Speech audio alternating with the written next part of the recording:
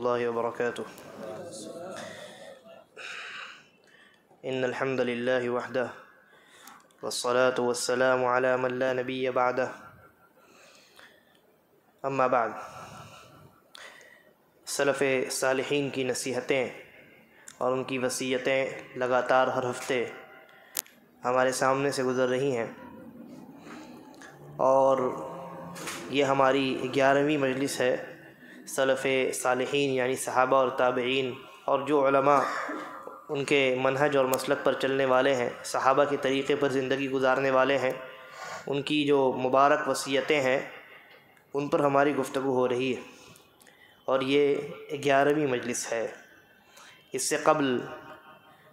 40 سے زائد نصیحتوں اور وصیتوں پر ہماری گفتگو ہو چکی. آج جو اثر ہمارے سامنے ہے وہ امام احمد ابن حنبل رحمہ اللہ کے بیٹے عبداللہ سے مروی ہے. ایک شخص ہے احمد ابن بشر الکندی. یہ کہتے ہیں کہ میں نے عبداللہ ابن احمد ابن حنبل سے سوال کیا. میں نے احمد ابن حنبل امام احمد ابن حنبل رحمہ اللہ سے سوال کیا جن کی کنیت ابو عبداللہ ہے، یعنی یہ اثر جو ہے امام احمد ابن حنبل رحمہ اللہ ہی سے مروی ہے. ان کے بیٹے کا نام عبداللہ ہے تو ان کی کنیت ابو عبداللہ ہے. تو یہ احمد ابن بشر کہتے ہیں کہ میں نے امام احمد ابن حنبل رحمہ اللہ سے پوچھا، سوال کیا کہ ایک آدمی ہے جس نے قرآن کریم پڑھا اور اس نے اس کو یاد کر لیا، اور وہ حدیث کو لکھنے کا کام بھی کرتا ہے، یعنی حدیث کا بھی طالب علم ہے، علماء کے پاس بیٹھ کر کے حدیث لکھتا ہے، اور مسجد آتا ہے اور وہاں بھی وہ خود بھی مطالعہ کرتا ہے اور لوگوں کو پڑھاتا بھی ہے قرآن مجید. لیکن جب وہ مسجد آتا ہے اور قرآن مجید کی تلاوت اور قرآن مجید سیکھنے سکھانے میں لگتا ہے تو علماء کے پاس جا کر کے حدیث پڑھنا لکھنا اس سے چھوٹ جاتا ہے، اور اگر وہ حدیث کا علم حاصل کرنے کے لیے علماء کے پاس جانے کی کوشش کرتا ہے تو مسجد میں آنا اس سے چھوٹ جاتا ہے. تو پوچھا انہوں نے کہ ایسی صورت میں آپ اس شخص کو کیا مشورہ دیں گے، کیونکہ وہ آدمی حدیث کا بھی طالب علم ہے اور مسجد میں آ کر کے لوگوں کو قرآن مجید کی تعلیم بھی دیتا ہے، اور جب حدیث کا علم حاصل کرنے کے لیے علماء کے پاس جاتا ہے تو مسجد نہیں آ سکتا ہے، اور جب مسجد میں آ کر کے لوگوں کے پاس قرآن مجید کی تلاوت کرتا ہے، لوگوں کو قرآن سکھاتا ہے، تو حدیث کا جو علم ہے وہ نہیں حاصل کر سکتا ہے، علماء کی مجلس میں نہیں جا سکتا ہے. تو آپ بتائیے کہ وہ کیا کرے؟ آپ ذرا اسے نصیحت کیجئے اور اس کے بارے میں آپ اپنی رائے کا اظہار کیجئے. تو امام احمد بن حنبل رحمہ اللہ نے کیا جواب دیا؟ انہوں نے جواب دیا ھذا و ھذا. کہا طلب علم بھی جاری رکھو، مسجد میں آ کر کے عبادت اور قرآن کریم کی تلاوت اور قرآن کریم کی تعلیم یہ بھی جاری رکھو، ھذا و ھذا. تو وہ شخص کہتے ہیں فأعدت علیہ القول مرارا. میں نے کئی مرتبہ یہی سوال دہرایا، اور کہتے ہیں کل ذلک یجیبنی جوابا واحدا. ہر سوال کے بدلے میں، یعنی ہر مرتبہ جو میں نے سوال کیا ہر مرتبہ انہوں نے یہی ایک جواب دیا، ھذا و ھذا، یعنی یہ بھی کرو اور وہ بھی کرو. اصل کہنے کا مقصد کیا ہے؟ امام احمد بن حنبل رحمہ اللہ کے اس جواب میں جو نقطہ ہمارے لیے ہے وہ یہ کہنا چاہتے ہیں کہ طالب علم کی زندگی میں تنظیم وقت ہونا چاہیے. وقت کا ایک بہتر انتظام ہونا، بہتر طریقے سے اس کو کیسے استعمال میں لایا جائے اس کو مینٹین کرنا آنا چاہیے طالب علم کو. ایسا نہ ہو کہ ایک چیز حاصل کرے تو دوسری چیز چھوٹ جائے، دوسری چیز حاصل کرے تو پہلی چیز چھوٹ جائے. بلکہ امام احمد بن حنبل نے اس آدمی کو یہ مشورہ دیا کہ تم دونوں چیزوں کو جاری رکھو، دونوں چیزوں کو جاری رکھو اور اپنا شیڈیول بناؤ، ایسا یعنی اپنا ٹائم ٹیبل بناؤ کہ تم کچھ وقت علم حدیث کے حاصل کرنے میں بھی لگاؤ اور کچھ وقت مسجد میں آ کر کے عبادت کرنے اور قرآن کریم کے سیکھنے اور سکھانے میں بھی لگاؤ. دونوں طرف تمہارا معاملہ ہونا چاہیے۔ ایسا نہیں کہ صرف تم علم حاصل کر رہے ہو اور مسجد سے تمہارا تعلق ٹوٹا ہوا ہے، یہ بھی غلط ہے، اور صرف مسجد میں موجود ہو، علم حاصل کرنے سے تم نے اپنے آپ کو روک رکھا ہے، یہ بھی غلط ہے۔ تو طالب علم کی زندگی میں وقت کی بڑی اہمیت ہوتی ہے، اور وقت کا وہ صحیح استعمال کرنا جانتا ہے، وقت کو مینٹین کرنا جانتا ہے۔ اگر وہ وقت کا صحیح استعمال اور اس کو صحیح طریقے سے مینٹین نہیں کرے گا تو ایسی صورت میں بہت ساری بڑی بڑی چیزیں اس انسان سے، اس طالب علم سے چھوٹ جائیں گی۔ اس کے بعد امام سفیان ابن عیینہ رحمہ اللہ، ان کا ایک بڑا جامع قول منقول ہے۔ وہ کہتے ہیں لیس العاقل الذی یعرف الخیر والشر، عقل مند وہ آدمی نہیں ہے کہ جو اچھائی اور برائی کا علم رکھتا ہو، جو اچھائی اور برائی کو جانتا ہو، جس کے پاس نالج ہو، وہ آدمی عقل مند نہیں ہے۔ ولکن العاقل الذی یعرف الخیر فیتبعہ ویعرف الشر فیتجنبہ، بلکہ در حقیقت میں عقل مند آدمی وہ ہے جو حق کو جاننے کے بعد اس کی اتباع کرے، شر کو جاننے کے بعد اس سے اجتناب کرے، یعنی اپنے علم پر عمل کرے۔ ان شارٹ اپنے علم پر وہ عمل کرے۔ صرف علم حاصل کر لینا، بہت بڑا عالم بن جانا انسان کے کامیاب ہونے کے لیے کافی نہیں ہے، اور نہ ہی یہ انسان کی عقل مندی کے اوپر دلالت کرنے والی چیز ہے کہ آدمی جانتا بہت کچھ ہے۔ ارے جانتے ہو تو اس کا فائدہ کیا ہے؟ اس کا فائدہ کیا ہے؟ اور ایک بات یاد رکھنے والی ہے کہ انسان جو علم حاصل کرتا ہے تو اس سے یہ مطلوب ہے کہ وہ اس علم پر عمل کرے، اور علم پر عمل کرنے کا ایک بہت بڑا طریقہ اور بہت بڑی شکل اس علم کی جانب لوگوں کو دعوت دینا ہے۔ اس علم کی جانب لوگوں کو دعوت دینا، یہ بھی علم پر عمل کرنا ہے۔ تو آپ توحید جانتے ہیں، شرک کیا ہے اس سے آپ واقف ہیں، آپ معاشرے میں رہتے ہیں، اپنے محلے میں رہتے ہیں، پھر گھر سے نکل کر کے کام میں جاتے ہیں، بازار میں جاتے ہیں، مارکیٹ میں جاتے ہیں، یا جو لوگ جاب کرتے ہیں وہ آفیسز میں جاتے ہیں، یا جو وکیل ہیں وہ عدالتوں میں جاتے ہیں، جو ڈاکٹرز ہیں وہ ہاسپٹلز میں جاتے ہیں۔ تو ہر انسان کے لیے اللہ تبارک و تعالیٰ نے الگ الگ میدان مقرر کیے ہیں۔ ہر انسان کو چاہیے کہ وہ جس وقت جس میدان میں رہے، اس میدان میں رہ کر کے جو بنیادی علم اس کو دیا، جو اس نے حاصل کیا ہے مسلمان ہونے کی حیثیت سے، کہ جس علم کے بغیر انسان مسلمان نہیں ہو سکتا ہے، توحید کا علم، تاکہ اس کو انسان قائم کرے، اور شرک کا علم تاکہ اس سے بچے۔ اس علم کی جانب لوگوں کو دعوت دینا ہے، لوگوں کو توحید بتلانی ہے، اور لوگوں کو شرک سے بچانا ہے، ان کو آگاہ کرنا ہے شرک اور شرک کی خطرناکی سے۔ یہ علم پر عمل کرنے کا ایک بہت بڑا طریقہ ہے، علم پر عمل کرنے کی ایک بہت بڑی شکل ہے، بہترین شکل ہے۔ اس کے بعد امام سعید ابن جبیر رحمہ اللہ، یہ بھی بڑے تابعی ہیں، تابعین میں ان کا شمار ہوتا ہے۔ سعید ابن جبیر رحمہ اللہ یہ فرماتے ہیں من قطع تمیمۃ عن انسان، کہ جس انسان نے کسی دوسرے انسان کے جسم سے کسی تعویذ کو کاٹ ڈالا، کان کعدل رقبہ، تو گویا کہ اس نے ایک غلام آزاد کیا ہے، گویا کہ اس نے ایک غلام آزاد کیا ہے۔ یہ قول آپ کہیں گے، اس قول کو یعنی امام سعید بن جبیر نے یہ جو اپنی نصیحت یا وصیت پیش کی ہے، یہ جو ارشاد فرمایا، ان کا یہ جو قول ہے، اس قول کی بنیاد کیا ہے؟ ان کا یہ کہنا کہ ایک انسان، ایک مسلمان نے اپنے کسی دوسرے مسلمان بھائی کے جسم سے تعویذ کو کاٹ ڈالا یا کٹوا ڈالا، اس کو اس نے کنونس کر لیا، سمجھا دیا توحید کیا ہے اور شرک سے اس کو بچا لیا، یہ اس انسان کے لیے جس نے تعویذ کاٹ ڈالا ہے یا کاٹنے کا سبب بنا ہے، اس انسان کے لیے ایک مکمل غلام آزاد کرنے کے برابر ہے۔ اس کی بنیاد کیا ہے؟ اس کی بنیاد، جیسا کہ جس کتاب کو ہم فالو کر رہے ہیں، اس کے جو مصنف ہیں فضیلۃ الشیخ عبد الرزاق البدر حفظہ اللہ، یہ اس کے بارے میں اس اثر کے اوپر اپنی تعلیق لگاتے ہیں اور اپنا کمنٹ اس کے اوپر کرتے ہوئے فرماتے ہیں کہ ھذا من حسن فقہہ رحمہ اللہ، امام سعید ابن جبیر رحمہ اللہ کی فقہ پر ان کا یہ قول دلالت کرتا ہے کہ وہ شریعت کا کتنا درک اور کتنا گہرا علم رکھتے تھے۔ کہا فإن خلاص المرء من الشرک اعظم من خلاصه من الرق۔ ان کا یہ قول در حقیقت اس بنیاد پر مبنی ہے کہ انسان کا شرک سے نجات پا جانا یہ کسی انسان کے غلامی سے نجات پا جانے سے زیادہ بہتر ہے۔ ایک انسان غلام ہے تو وہ ہمیشہ یہ خواہش کرے گا کہ میں غلامی کی زندگی سے نجات پا جاؤں۔ کہتے ہیں کہ انسان غلامی سے آزاد ہو جائے کسی دوسرے انسان کی، اس سے زیادہ اعظم اور عظیم بات یہ ہے کہ انسان شرک سے بچ جائے، شرک سے اسے نجات مل جائے۔ کیوں؟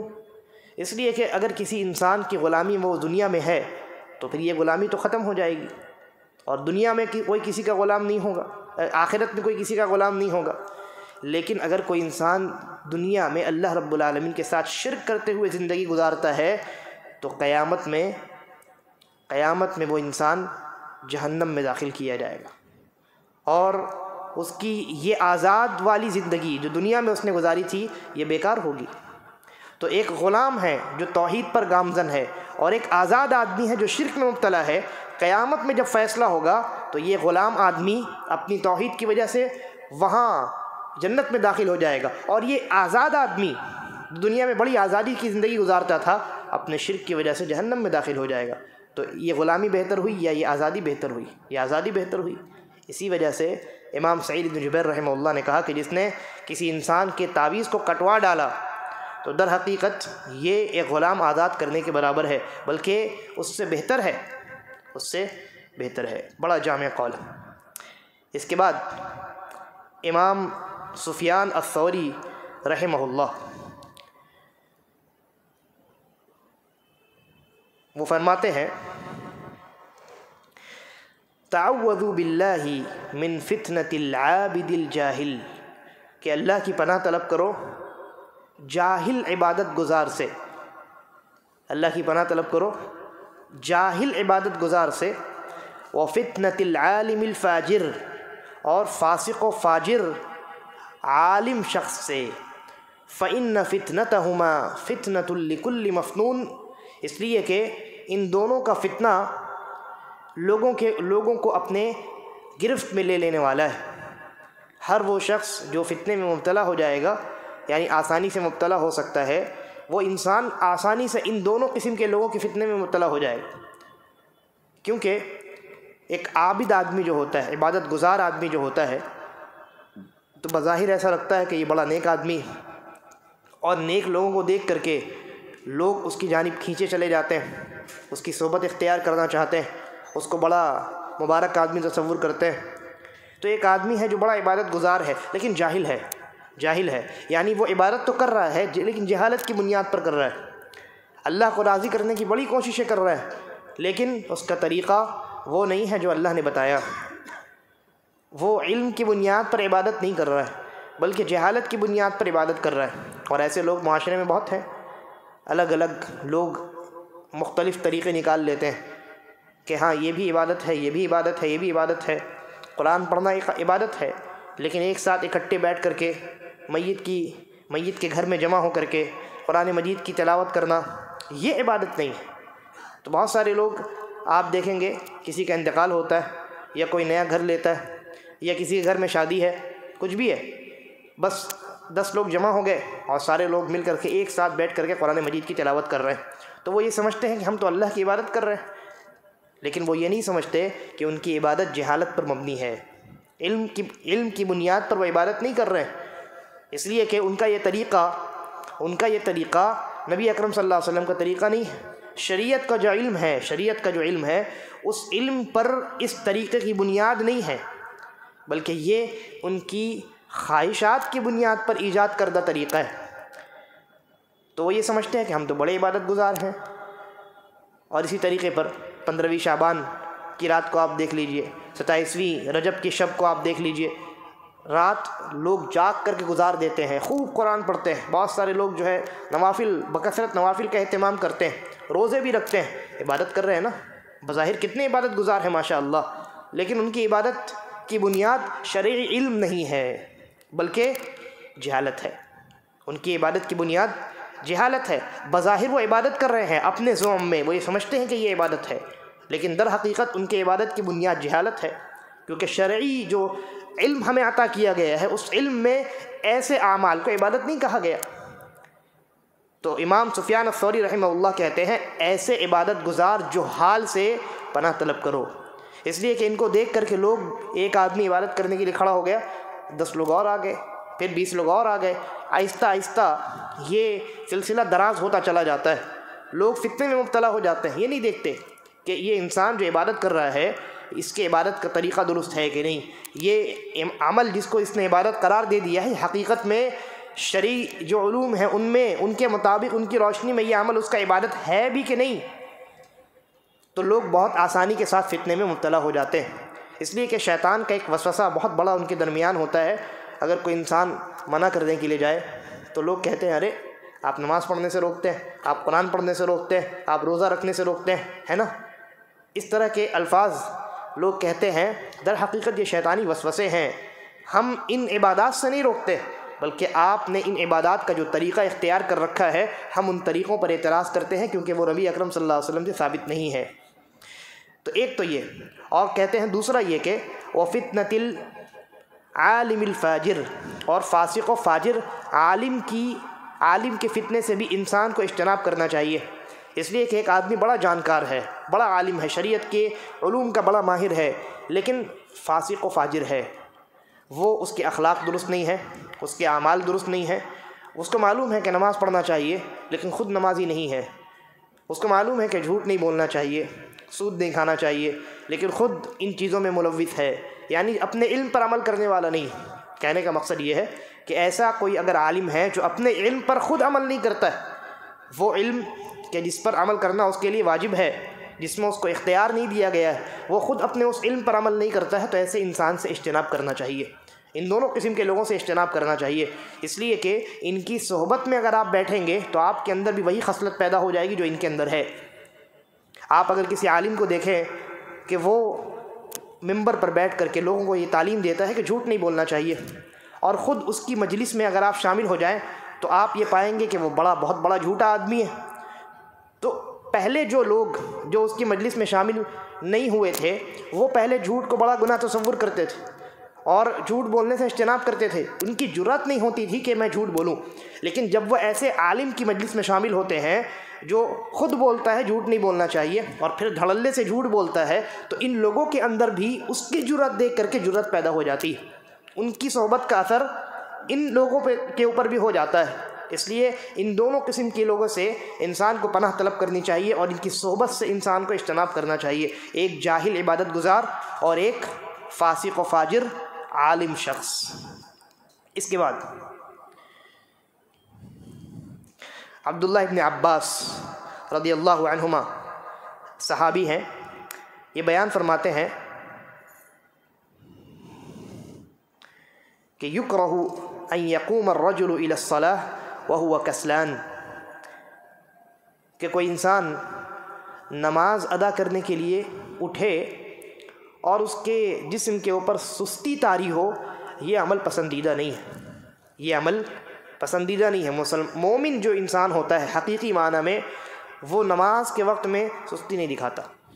نماز کے مسئلے میں وہ سستی سے کام نہیں لیتا، بلکہ ولیکن یقوم الیہا طلق الوجہ،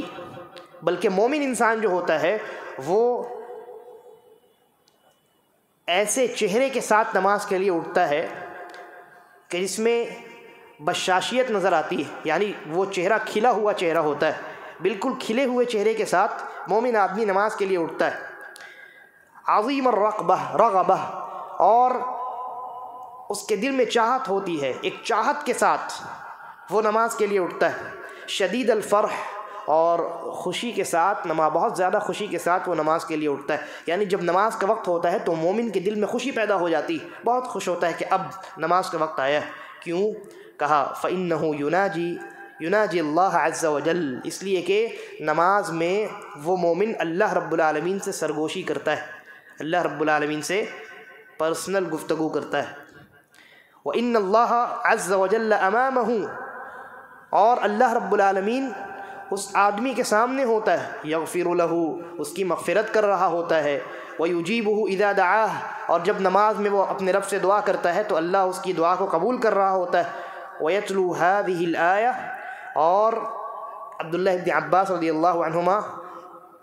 اپنے اس قول کے بعد اس آیت کی تلاوت فرمایا کرتے تھے، وَإِذَا قَامُوا إِلَى الصَّلَاةِ قَامُوا كُسَالَىٰ، کہ جب منافق لوگ نماز کے لیے کھڑے ہوتے ہیں تو ان کے جسم کے اوپر سستی طاری ہوتی ہے،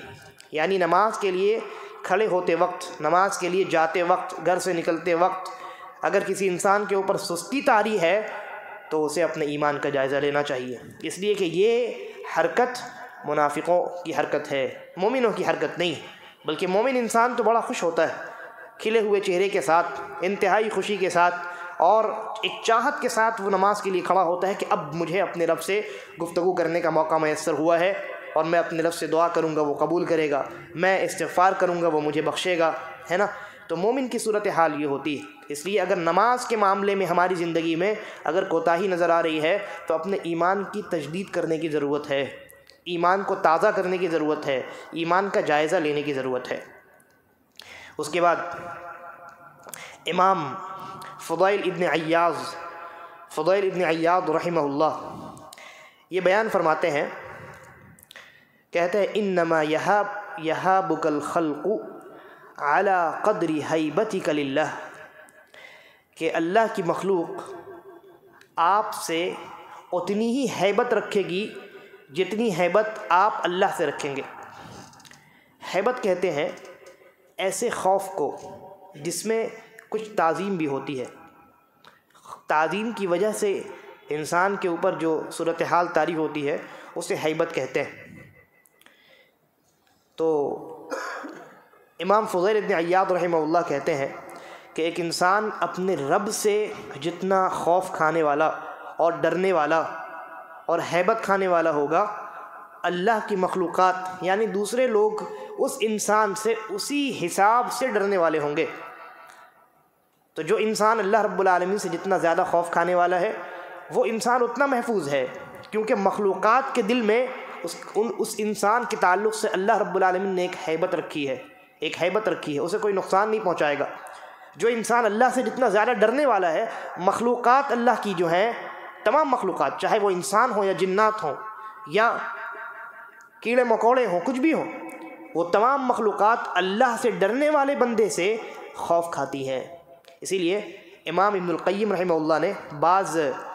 سلف سے یہ قول نقل کیا ہے اپنی کتاب بدائع الفوائد میں کہ من خاف اللہ خافہ کل شیء، جو اللہ سے ڈرتا ہے ہر چیز اس سے ڈرتی ہے، ومن لم یخف اللہ اخافہ من کل شیء، اور جو اللہ سے نہیں ڈرتا وہ سب سے ڈرتا ہے، جو اللہ سے نہیں ڈرتا وہ سب سے ڈرتا ہے۔ آج ہمارے معاشرے کا حال اتنا برا ہو چکا ہے کہ اچھے متقی پرہیزگار 5 وقت کے نمازی لوگ حاجی ہیں اور اندھیرے سے ڈرتے ہیں، اکیلے کسی روم میں داخل ہونے سے ڈرتے ہیں، اکیلے کہیں سونے سے ڈرتے ہیں، تنہائی سے ڈرتے ہیں۔ کس چیز کا ڈر ہے؟ جنات کا ڈر ہے، بھوت کا ڈر ہے۔ تو یہ جو ڈر دل میں پیدا ہو گیا ہے یہ اس لیے ہے کیونکہ لوگ اب اللہ سے ڈرتے نہیں ہیں۔ تو اگر ہم اللہ سے ڈریں گے تمام چیزیں ہم سے ڈریں گی، کوئی جن اور جنات کسی کی ہمت نہیں ہوگی کہ ہمارے قریب آ سکے، اور اگر ہم اللہ سے نہیں ڈریں گے تو ہم تمام چیزوں سے ڈریں گے، تو ہمارے اندر جو مخلوقات کا جو ڈر بیٹھا ہوا ہے، بطور خاص جن جنات کا ڈر جو بیٹھا ہوا ہے، اس کی وجہ یہ ہے کہ ہمارے دلوں سے اللہ کا خوف ختم ہو گیا، ہمارے دلوں سے۔ اس کو ایک مثال دے سمجھیں۔ وعلیکم السلام ورحمۃ اللہ۔ مثال اس طریقے سے کہ ایک آدمی جس علاقے میں رہتا ہے، اس علاقے کا جو حکمران ہے، جو سردار ہے، اس سردار کے ساتھ اس انسان کے بڑے اچھے تعلقات ہیں، اور سردار کی ایک ہیبت بھی ہوتی ہے نا، اس کے احترام میں لوگ اس کے سامنے کھڑے ہوتے ہیں تو ایک دل میں ایک ہیبت ہوتی ہے۔ تو جو انسان اس علاقے کے سردار سے اپنا تعلق بہت مضبوط کر کے رکھے، وہ انسان اس علاقے میں دوسرے لوگوں سے ڈرے گا؟ نہیں ڈرے گا۔ اور جس انسان کا تعلق اس سردار سے اچھا نہ ہو تو ہر انسان سے ڈرے گا۔ وہ انسان بندہ اللہ رب العالمین سے خوف کھا رہا ہے، در حقیقت وہ اللہ کی عبادت کر رہا ہے، کیونکہ اللہ سے ڈرنا، اللہ کا خوف اختیار کرنا یہ عین عبادت ہے، یہ بالکل عین عبادت ہے۔ یہ جو انسان اللہ سے ڈر رہا ہے در حقیقت اس کا تعلق اللہ سے اتنا زیادہ مضبوط ہے، اس کا تعلق۔ اسی لیے دیکھیے قیامت کے دن جو ہے جتنے انبیاء ہوں گے وہ بھی ڈر رہے ہوں گے نا، اللہ سے خوف کھا رہے ہوں گے اپنے گناہوں کو یاد کر کے، اور جن کے گناہ نہیں بھی ہیں تو بھی وہ اللہ کے خوف میں مبتلا ہوں گے۔ تو جو انسان اللہ سے جتنا زیادہ ڈرے گا وہ اللہ کا اتنا قریبی بندہ ہوگا، اس کا تعلق اللہ سے اتنا مضبوط ہوگا، اور جب اس کا تعلق اللہ سے مضبوط ہے تو اس کے مخلوقات سے اسے خوف کھانے کی کوئی ضرورت نہیں۔ لہذا ہمیں اللہ رب العالمین سے ڈرنا چاہیے تاکہ تمام مخلوقات ہم سے ڈریں، اور اس معاملے میں بطور خاص بچوں کی تربیت میں ہمیں دھیان دینا چاہیے، اس لیے کہ آج کل کا جو معاشرہ ہے، جو سوسائٹی ہے، موبائل کا زمانہ ایک تو ہے، یوٹیوب کا زمانہ ہے، اور طرح طرح کی عجیب و غریب چیزیں وہ ویڈیوز کی شکل میں موجود ہیں، اور ہر بچہ آج کل موبائل کا عادی ہے، تو وہ ایسی عجیب و غریب چیز دیکھتا ہے، بچپن ہی سے وہ اکیلے جانے سے، اکیلے کہیں رہنے سے، اندھیرے روم میں داخل ہونے سے ڈرتا ہے، بھوت سے ڈرتا ہے یا جنات سے ڈرتا ہے، کسی بھی چیز، اس کے دل میں ایک طرح کا ڈر پیدا ہوتا ہے، جبکہ وہ اللہ رب العالمین سے نہیں ڈرتا، اس کو اللہ رب العالمین سے ڈرنا نہیں سکھایا جاتا۔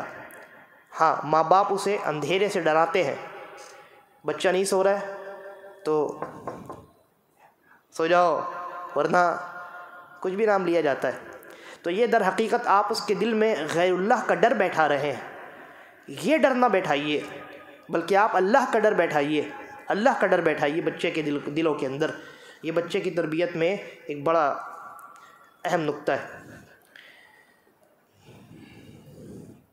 اس کے بعد امام سفیان الثوری رحمہ اللہ کا قول ہے، وہ فرماتے ہیں لیس شیء ابلغ فی فساد رجل وصلاحہ من صاحب، کہ کسی انسان کے فسادی ہونے یا اچھے اور نیک ہونے میں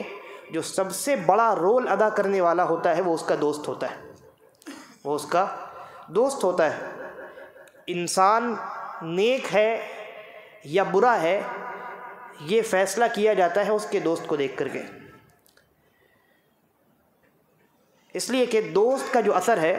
وہ انسان کے اوپر سب سے زیادہ پڑتا ہے، سب سے زیادہ دوست کی عادات اور دوست کے اخلاق کا اثر انسان کی ذات کے اوپر پڑتا ہے۔ اس لیے انسان کو اپنے دوست اور اپنے ساتھی کے انتخاب میں بہت احتیاط سے کام لینا چاہیے، اور انسان کی پہچان اس کے دوست سے ہوتی ہے۔ اس سے قبل کے شاید درس میں یا اس سے پہلے والے درس میں ہم نے اس پر گفتگو کی،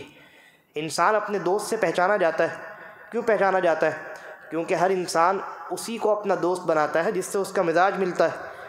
ہے نا، جس سے اس کے اوقات ملتے ہیں۔ اب ایک آدمی نمازی ہے، دوسرا بے نمازی ہے، دونوں ایک دوسرے کے دوست نہیں ہو سکتے، پریکٹیکلی یہ چیز آپ دیکھیے، کیونکہ بھائی اگر دونوں ایک ساتھ ہیں اور نماز کا وقت ہو گیا، ایک نماز پڑھنے کے لیے چلا جائے گا، ایک نہیں جائے گا، تو تعلق ٹوٹ گیا نا۔ پھر وہ دوبارہ یا تو یہ آدمی اس سے ملنا نہیں چاہے گا یا یہ اس سے نہیں ملنا چاہے گا کہ نماز کا وقت ہو جائے گا، یہ چلا جائے گا۔ بلکہ نمازی جو لوگ ہوں گے ان کے فرینڈ سرکل کو آپ دیکھیں، وہ نمازی لوگ ہوتے ہیں۔ جو بے نمازی ہیں ان کے فرینڈ سرکل کو دیکھیں، وہ سارے کے سارے بے نمازی ہیں، کیونکہ انسان اپنے ہی طرح دوسرے لوگوں کو پسند کرتا ہے، اس لیے انسان کی پہچان ہوتی ہے اس کے دوست سے۔ تو اس لیے بھی انسان کو اپنے دوست کے انتخاب میں احتیاط سے کام لینا چاہیے کہ اس کی پہچان ہوتی ہے اس کے دوست سے، اور اس لیے بھی انسان کو دوست کے انتخاب میں احتیاط سے کام لینا چاہیے، کیونکہ دوست کے اخلاق اور اس کے عادات کا اثر انسان کے اوپر بہت زیادہ پڑتا ہے، بہت زیادہ پڑتا ہے۔ کبھی کبھی جن جو شیطان کا کام کرتے ہیں، جنوں میں شیطان ہوتے ہیں نا، شیطان یہ کوئی مطلب کہ الگ سے مخلوق نہیں ہے، کوئی جنس نہیں ہے، ایک ہے انسان، ایک ہے جنات۔ تو جنات میں جو شیطانی حرکت کرنے والے جنات ہیں، وہ جنات میں شیاطین ہیں، اور اسی طریقے پر انسان میں جو ایسی حرکت کرنے والے لوگ ہیں قرآن نے ان کو بھی شیاطین کے نام سے موسوم کیا ہے۔ تو شیطان انسانوں میں بھی ہوتے ہیں، جنات میں بھی ہوتے ہیں۔ تو بسا اوقات یہ جنات والے جو شیطان ہوتے ہیں یہ فیل ہو جاتے ہیں انسان کو گمراہ کرنے میں، لیکن یہ جو انسان والے شیطان ہوتے ہیں دوست کی شکل میں یہ سب سے پہلے گمراہ کرتے ہیں، یہ گمراہ کرنے کا کام کرتے ہیں۔ تو انسان کو دوست کے انتخاب میں بہت زیادہ محتاط رہنا چاہیے۔ اس کے بعد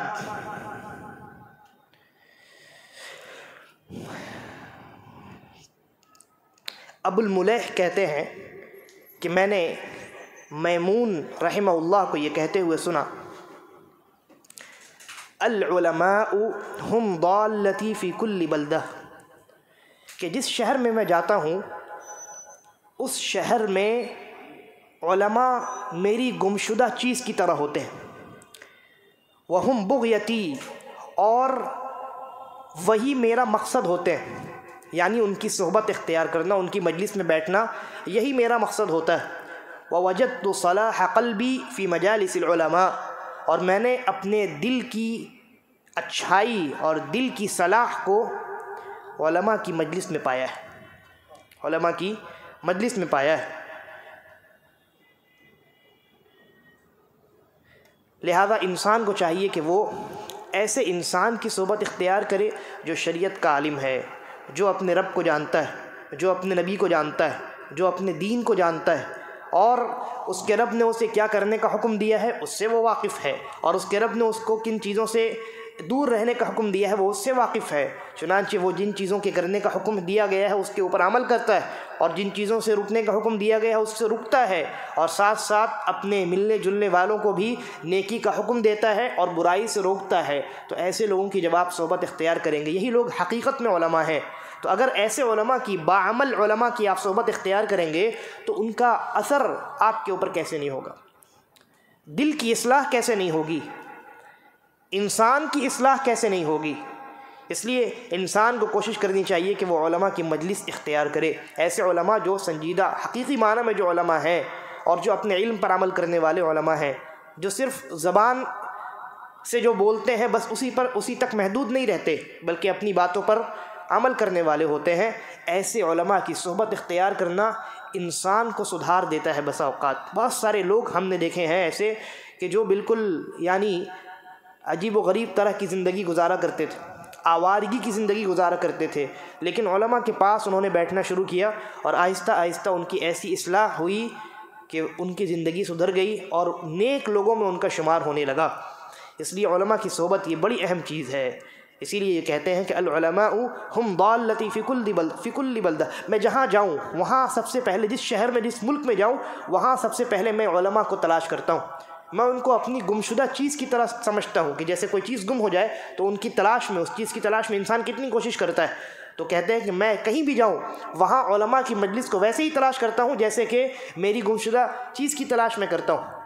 اور پھر وہاں پہنچنے کے بعد میں ان کی مجلس میں بیٹھتا ہوں، کیونکہ میرے دل میں جو اچھائی اور نیکی پیدا ہوتی ہے، میرے دل کی جو اصلاح ہوتی ہے وہ ان کی مجلس میں بیٹھ کر کے ہوتی ہے۔ اس کے بعد پھر تقویٰ کے تعلق سے اور دین کے تعلق سے اور اسی طریقے پر اللہ رب العالمین کی نعمتوں کے تعلق سے اور بھی کئی نصیحتیں سلف کی منقول ہیں۔ انشاءاللہ اگلے درس میں ہم اس پر گفتگو کریں گے۔ اللہ تبارک و تعالیٰ سے دعا ہے کہ وہ ہمیں کہنے کے ساتھ ساتھ، سننے کے ساتھ ساتھ اس پر عمل کرنے اور دوسروں کو اس کی جانب بلانے کی ہمیں توفیق عطا فرمائے۔ ھذا واللہ اعلم وصلی اللہ علی نبینا وسلم، والسلام علیکم ورحمۃ اللہ وبرکاتہ۔